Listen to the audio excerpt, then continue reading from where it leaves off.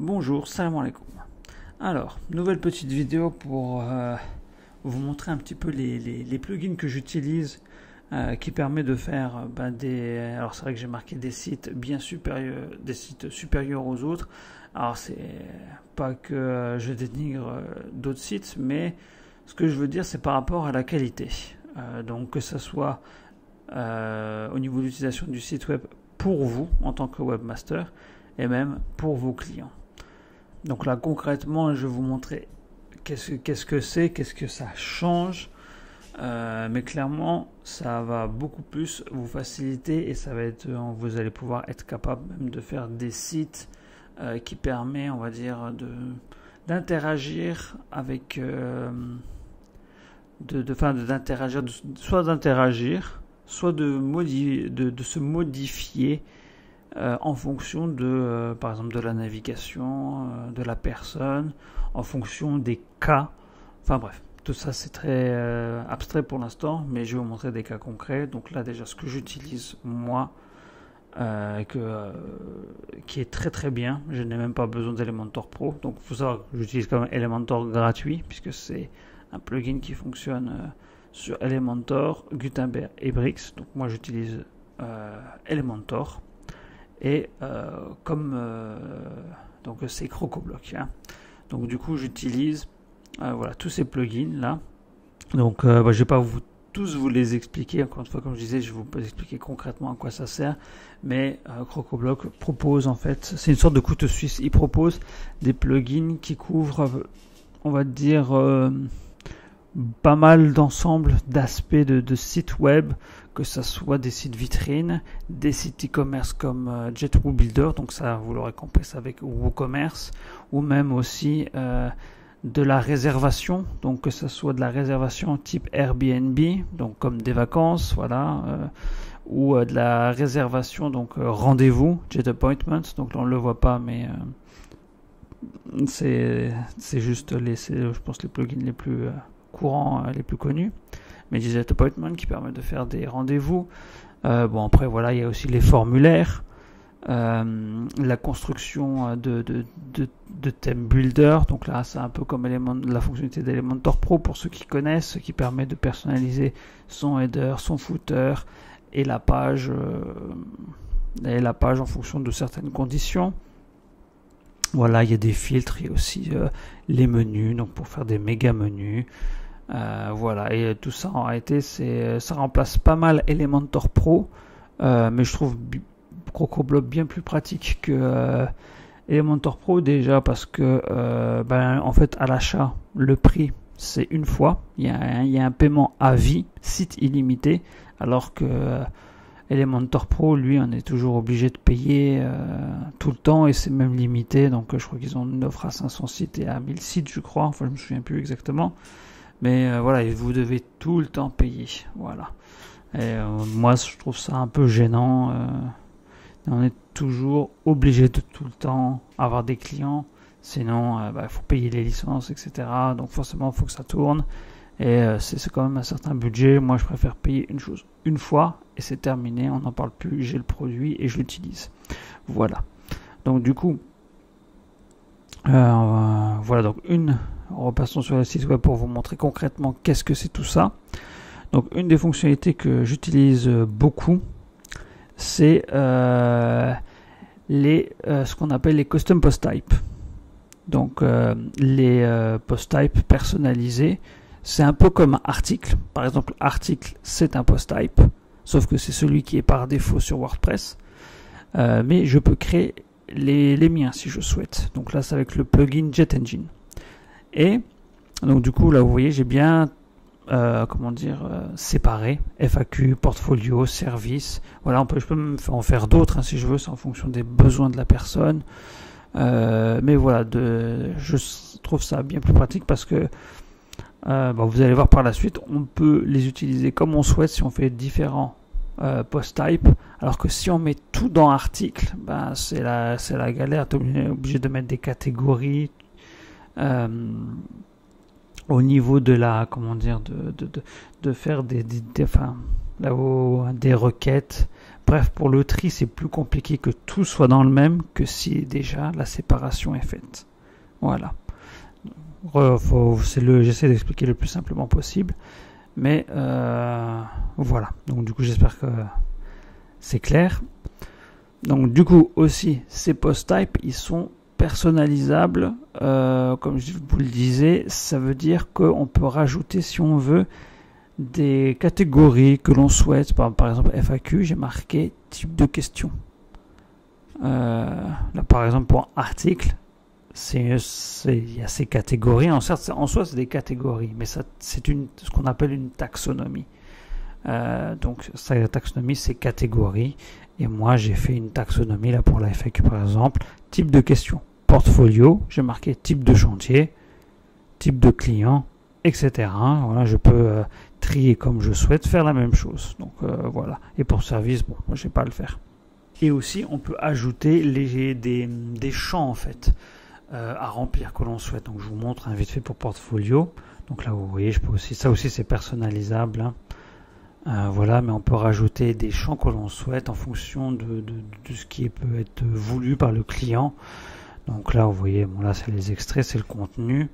Mais vous voyez, j'ai mis la date de livraison, la localisation, la surface qui peut être réutilisée ailleurs. Je vous montrerai des exemples concrets, mais voilà, ce genre de choses, alors que ça reste dynamique. En fait, si je modifie là, ça va se modifier partout. C'est cette donnée, en fait. Ça prend sur la base de données et on les fait afficher sur le site web. Voilà. Hop, je vais vous montrer rapidement en fait, comme ça sera beaucoup plus clair. Là par exemple, là j'ai la cuisine, vous voyez, particulier, la localisation Côte d'Azur. Si ça se modifie, ça se modifiera partout. Ça se modifiera ici et aussi, donc là sur la page portfolio, sur ce listing. Voilà, ce que j'appelle c'est des données dynamiques. Donc voilà, et aussi par rapport à la personnalisation, ce qui est important pour l'expérience utilisateur, pour même la beauté du site web, CrocoBlock, avec JetTheme Core, il propose un constructeur de thèmes, comme un peu Elementor Pro, pardon.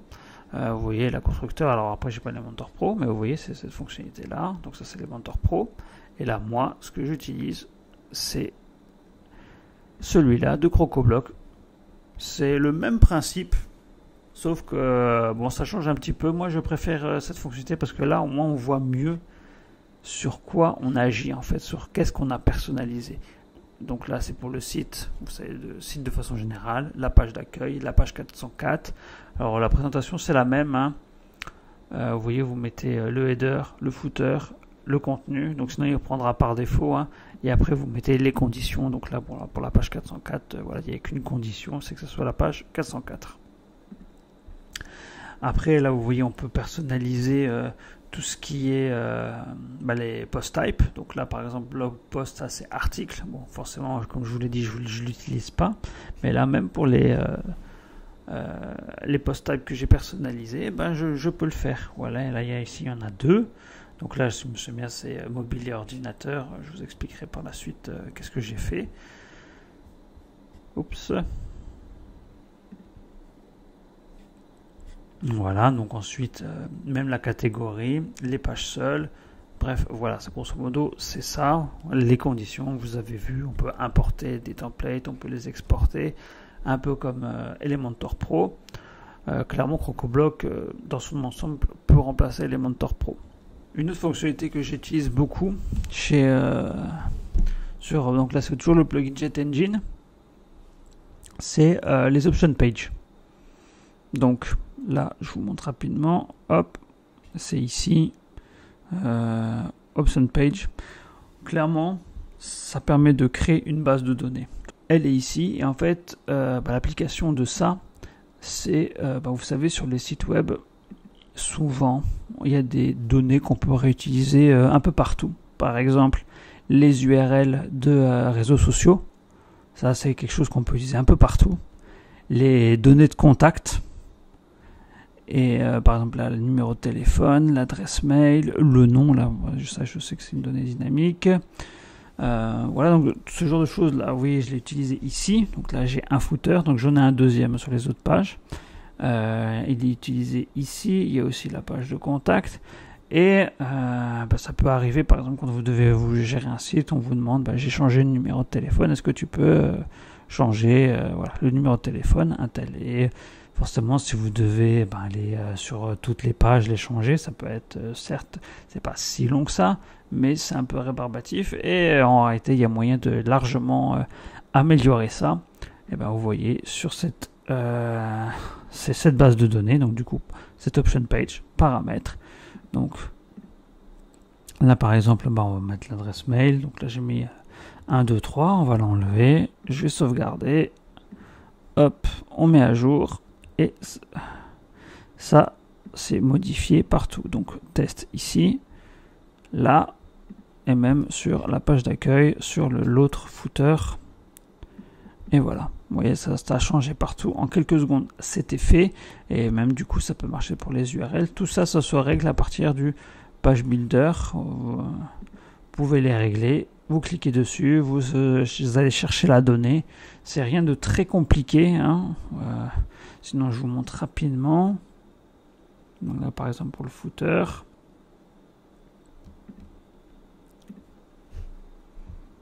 Donc il faut savoir que ce principe de récupérer une base de données, ça marche partout de la même façon. Donc là, vous voyez, pour l'adresse mail. Donc là, vous savez, c'est un widget titre que j'ai utilisé. Là où on saisit le titre, j'ai cliqué sur ces petits trucs là. Ces petits, je ne sais même pas encore comment ça s'appelle, mais bref, option. Hop, là c'était quoi? J'ai oublié, c'était quoi? L'email, voilà, l'email. Hop, où est-ce qu'il est? Bon, là du coup, là comme ça, en live, j'ai du mal à le trouver. Forcément, aussi bien donner des noms assez pertinents. Donc là, par exemple, je vous prends l'exemple des lundi après-midi et lundi matin. Donc là, c'est pour la personne qui pourra éventuellement avoir des horaires du matin, des horaires d'après-midi. Et après, il y a la journée. Après, bon, là, c'est pour un sujet d'une autre vidéo. Mais donner des noms clairs. Adresse mail, voilà, c'est bon, j'ai trouvé. Hop, et ça apparaît. Voilà. C'est aussi simple que ça. Tout du no-code. Pas besoin de taper des trucs bizarres. C'est facile. Donc voilà pour le petit exemple du coup. Et tout ça, ça marche pareil pour aussi les cartes que je vous ai montrées là dans le portfolio. Exactement la même chose. Tout ça, j'ai juste cliqué sur un petit bouton. Sauf que là, j'ai été dans un autre, comment dire. J'ai cliqué sur les trois petits sortes de la petite colonne là. Et bon, il y a la donnée qui apparaît, et on la récupère, ça apparaît, ça change dès que c'est modifié quelque part. Voilà. Du coup aussi, ce que je voulais vous montrer, c'est les queries. Donc ce qu'on pourrait dire en français des sortes des requêtes. Voilà, c'est ça. Donc là, comme je vous disais, elle compte. Ça, si j'en ajoute une, elle va diminuer, ou si j'en enlève une, elle va diminuer. Donc on va faire un petit exemple. Hop, portfolio, je vais mettre une en brouillon.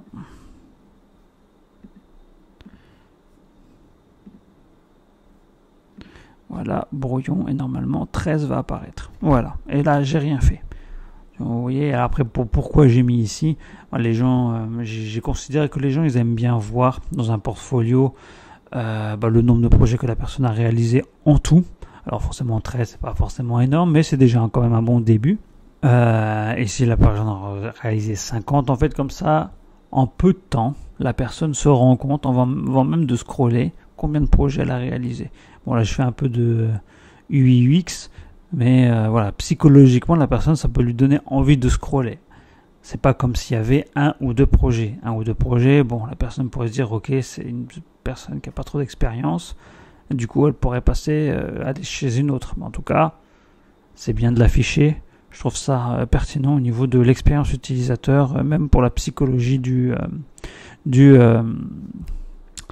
visiteur. Voilà. Donc du coup ça c'est une query. Alors après, c'est aussi il y a beaucoup de choses de Jet Engine, mais souvent, des fois, on peut utiliser une multitude plusieurs plugins ensemble. Je vais vous montrer un exemple juste après. Mais là, c'est du Jet Engine avec une query que j'ai fait. Je lui ai juste demandé, en fait, dans cette query, j'ai fait de compter le nombre d'articles publiés, parce que là, vous voyez, je l'ai mis en brouillon, articles publiés. J'aurais très bien pu faire tout, donc là ça n'aurait pas bougé, mais le but c'est de voir juste les publier, mais voilà, de compter juste le nombre d'articles dans le post type portfolio. Voilà. Ensuite, du coup, là c'est pour les filtres. Donc ici, donc là aussi cette section filtre. Qu'est-ce que j'ai fait? C'est que j'ai utilisé aussi une autre fonctionnalité. Alors là, forcément, on ne le voit pas, mais ça pourrait faire toute une différence pour une personne qui veut un site vivant, en fait. Mais cette section-là, elle n'apparaît que si il y a plus de 10 projets. Donc, c'est 10 ou plus, je crois. Non, je crois que c'est à partir de 11. À partir de 11. Bref, si d'un coup je me mets à retirer 3 autres projets, donc on va tester, je vais vous montrer. Au pire, je vais en retirer plusieurs. J'en gérerai 4. Hop, brouillon. Et normalement, ça va disparaître. Hop, brouillon. Au pire, on va tester, comme ça je m'en souviendrai. Donc à partir de 10, non, du coup il y en a 11, mince. Hop.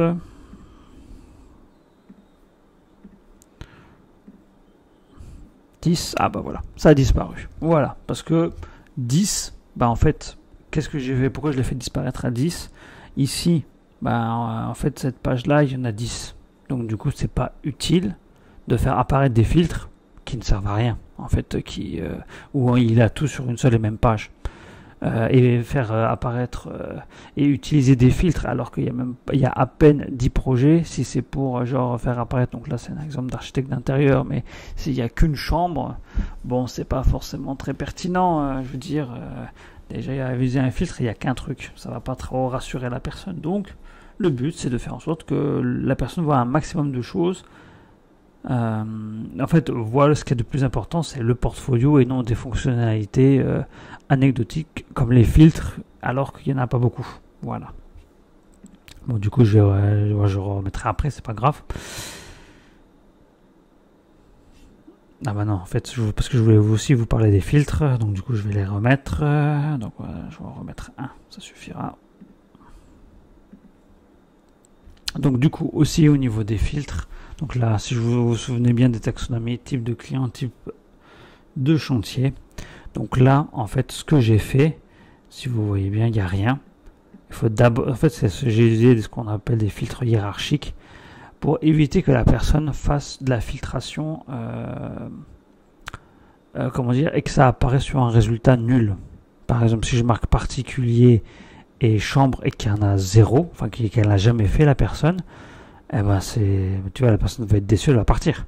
Elle va dire pourquoi me faire des efforts alors qu'il n'y a rien.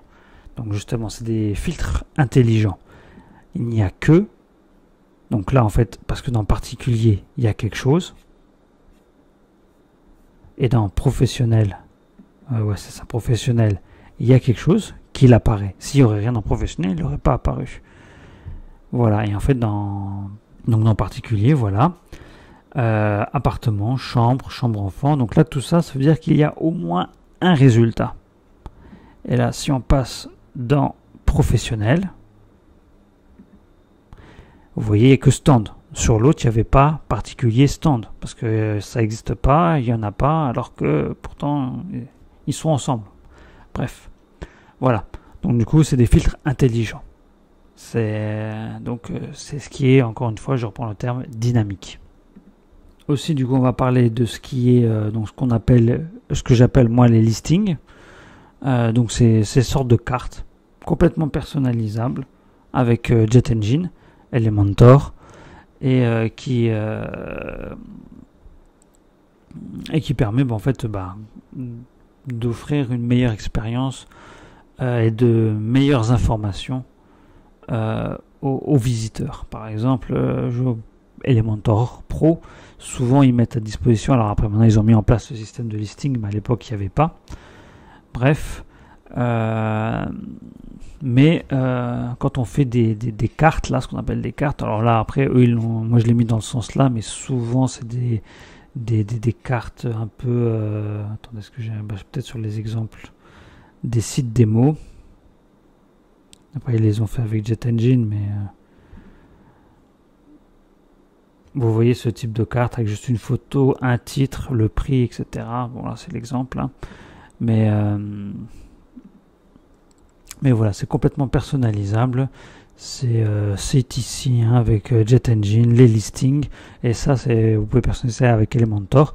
Là vous voyez, forcément il y a les données. Alors je peux vous montrer vite fait comment quoi ça ressemble, hein. Hop, listing. Hop, voilà, donc là il y a le titre qui apparaît. Donc là j'utilise les données dynamiques, donc là la même chose sauf la current object field. Bon, après tout ça, ça peut être le sujet d'une autre vidéo, hein. Forcément vous savez pas à quoi ça correspond, mais ça s'apprend vite, hein. Mais voilà, là du coup la dynamique terme, donc là j'ai utilisé pour faire apparaître la catégorie, le nom de ça c'est la localisation. Voilà, bon, la personne dans le contenu, elle a marqué to do. Voilà, mais il n'y a rien de compliqué. Vous voyez, même l'image, vous pouvez la personnaliser. Si je me souviens bien, c'est voilà, post thumbnail, ça veut dire l'image mise en avant. Voilà, et même si jamais la personne ne venait pas en mettre, vous pouvez même définir une image par défaut. Bref, c'est assez facile à construire, hein, c'est rien de compliqué. Tout du no-code. Et tout ça, si vous le changez sur sur le panneau de WordPress, là vous voyez portfolio, ça va se répercuter tout de suite. Donc voilà, tout ce qui est données dynamiques. Voilà grosso modo un peu ce que je voulais vous dire. Alors après, du coup, si je pourrais vous montrer un autre aspect qui peut être intéressant, donc là c'est toute une combinaison de plusieurs plugins. Donc c'est les FAQ. Vous voyez, j'ai créé un post type FAQ. Donc là par exemple, tout ça là c'est dynamique. Même là les catégories, si je venais en rajouter une, ça va se rajouter. Là je vais juste vous montrer un exemple. FAQ. Après je vais la supprimer tout de suite, hein, parce que sinon ça va pas faire joli. Parce que du coup j'avais prévu que pour 5. Voilà, type de question, test, ajouter,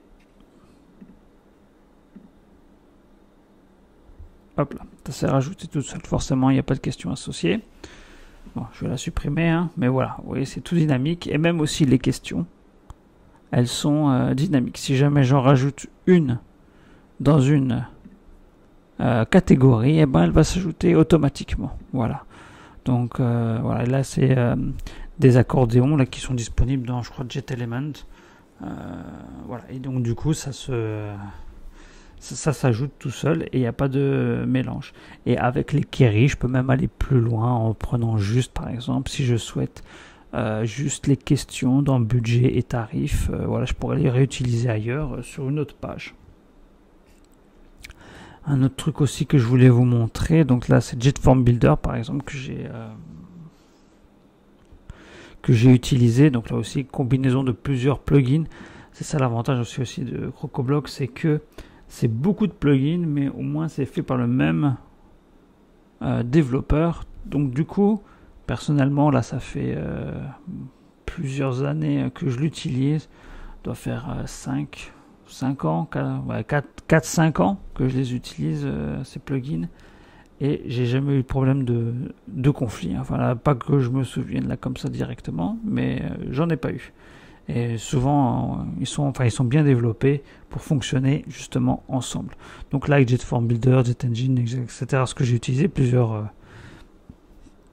j'ai fait une sorte d'espace d'administration pour le client, en fait, ça soit plus accessible pour une personne qui voudrait éventuellement s'occuper de son site web, au lieu de passer par une interface assez austère comme celle-ci, pour une personne qui est non initiée à WordPress, elle préférait passer forcément par ce genre d'interface. Vous voyez, j'affiche tous ces projets. Si la personne elle veut le modifier, et ben hop, ça reprend les données, ça m'affiche. Et si je change, hop, j'écris n'importe quoi là, à côté de professionnel. Hop, je fais modifier. Voilà, ça a bien. Bon, je laisse en anglais, mais ça a bien modifié. Alors, pas que ce soit un projet que j'ai laissé en. Non, c'est le cas, c'est celui stand, portfolio. C'est le truc professionnel. Hop, voilà. Et est-ce que j'ai écrit n'importe quoi? Là, il s'est ajouté ici. Voilà, voilà.